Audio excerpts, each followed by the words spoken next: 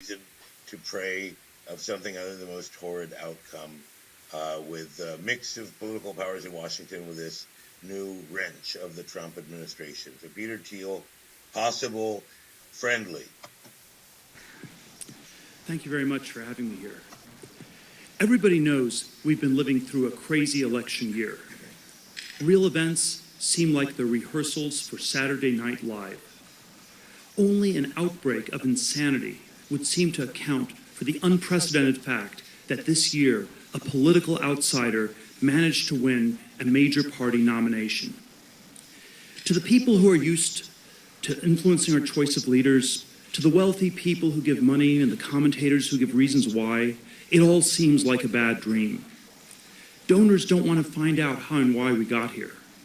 They just want to move on. Come November 9th, they hope everyone else will go back to business as usual.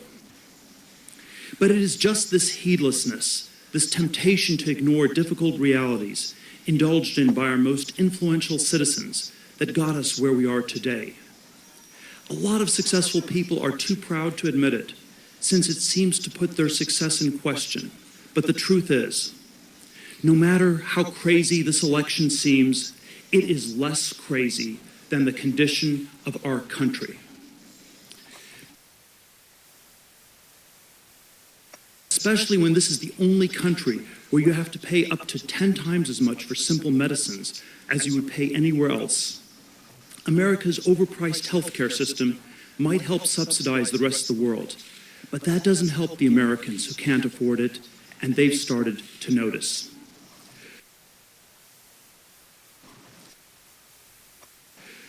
Our youngest citizens may not have huge medical bills, but their college tuition keeps on increasing faster than the rate of inflation, adding more every year to our $1.3 trillion mountain of student debt. Our youngest citizens may not have huge medical bills, but their college tuition keeps on increasing faster than the rate of inflation, adding more every year to our $1.3 trillion mountain of student debt. America has become the only country where students take on loans they can never escape, not even by declaring bankruptcy. Stuck in this broken system, millennials are the first generation who expect their own lives to be worse than the lives of their parents. While American families' expenses have been increasing relentlessly, their incomes have been stagnant. In real dollars, the median household makes less money today than it made 17 years ago. Nearly half of Americans wouldn't be able to come up with $400 if they needed it for an emergency. Yet while households struggle to keep up with the challenges of everyday life, the government is wasting trillions of dollars of taxpayer money on faraway wars. Right now, we're fighting 5 of them: in Iraq, Syria, Libya, Yemen, and Somalia. Now, not everyone is hurting. In the wealthy suburbs that ring Washington, D.C., people are doing just fine. Where I work in Silicon Valley, people are doing just great. But most Americans don't live by the Beltway or the San Francisco Bay. Most Americans haven't been part of that prosperity. It shouldn't be surprising to see people vote for Bernie Sanders or for Donald Trump, who is the only outsider left in the race. Advancing a bit. Yes. Why would they think that Trump, of all people, could make it any better? I think it's because of the big things that Trump gets right. For example, free trade has not worked out well for all of America. It helps Trump that the other side just doesn't get it. All of our elites preach free trade. The highly educated people who make public policy explain that cheap imports make everyone a winner, according to economic theory. But in actual practice, we've lost tens of thousands of factories and millions of jobs to foreign trade. The heartland has been devastated. Or maybe they don't worry about it too much because they think they're among the winners. The sheer size of the U.S. trade deficit shows that something has gone badly wrong. The most developed country in the world should be exporting capital to less developed countries. Instead, the United States is importing more than $500 billion every year. That money flows into financial assets, it distorts our economy in favor of more banking and more financialization, and it gives the well-connected people who benefit a reason to defend the status quo.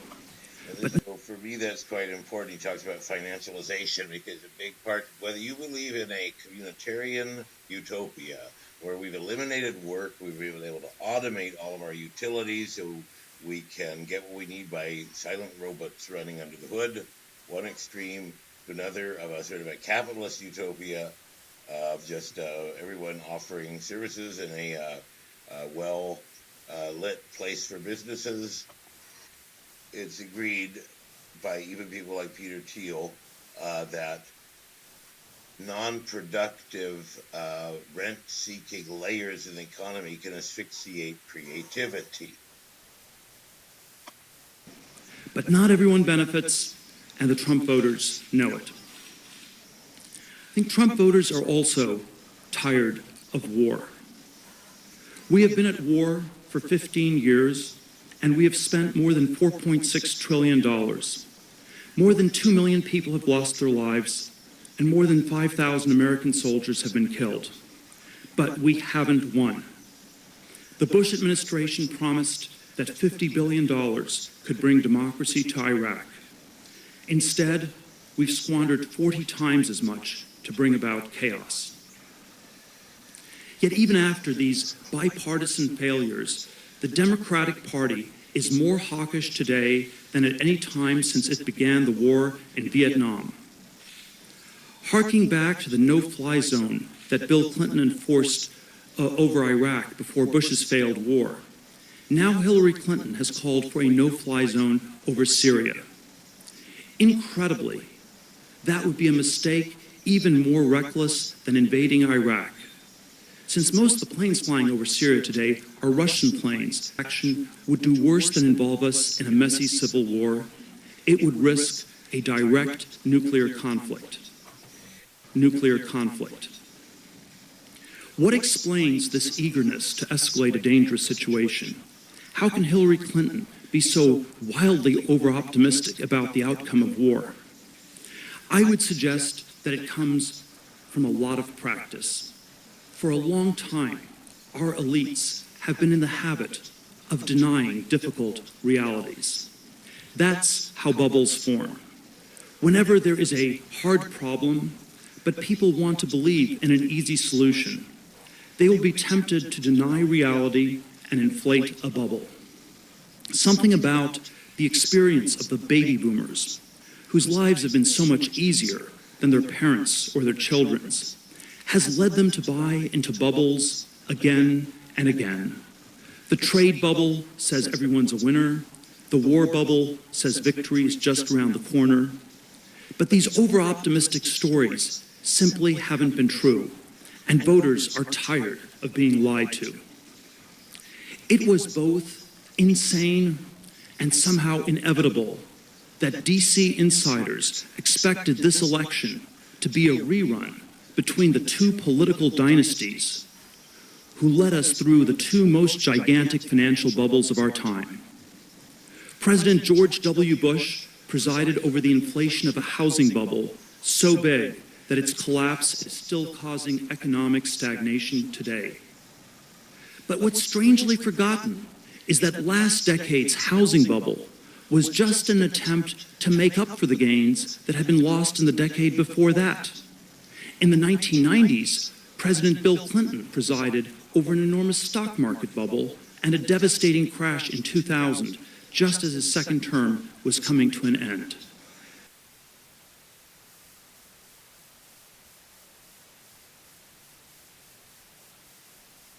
And you know, it's funny, I hadn't thought about all the people who were wiped out in 2000 here in the Silicon Valley. It was like a gold rush around here, but many people were absolutely bankrupted by overspending and taxes on a high-flying life that suddenly seized to a halt. My own mother lost all the money that she had in her 401k. just as his second term was coming to an end. That's how long the same people have been pursuing the same disastrous policies. Now that someone different is in the running, someone who rejects the false, reassuring stories that tell us everything is fine, now that someone different is in the running, someone who rejects the false, reassuring stories that tell us everything is fine, his larger-than-life persona attracts a lot of attention. Nobody would suggest that Donald Trump is a humble man. But the big things he's right about amount to a much-needed dose of humility in our politics. Very unusually for a presidential candidate, he has questioned the core concept of American exceptionalism. He doesn't think the force of optimism alone can change reality without hard work. Just as much as it's about making humility in our politics. Very unusually for a presidential candidate, he has questioned the core concept of American exceptionalism. He doesn't think the force of optimism alone can change reality without hard work. Just as much as it's about making America great, Trump's agenda is about making America a normal country. A normal country doesn't have a $500 billion trade deficit. A normal country doesn't fight 5 simultaneous undeclared wars. In a normal country, the government actually does its job. And today it's important to recognize that the government has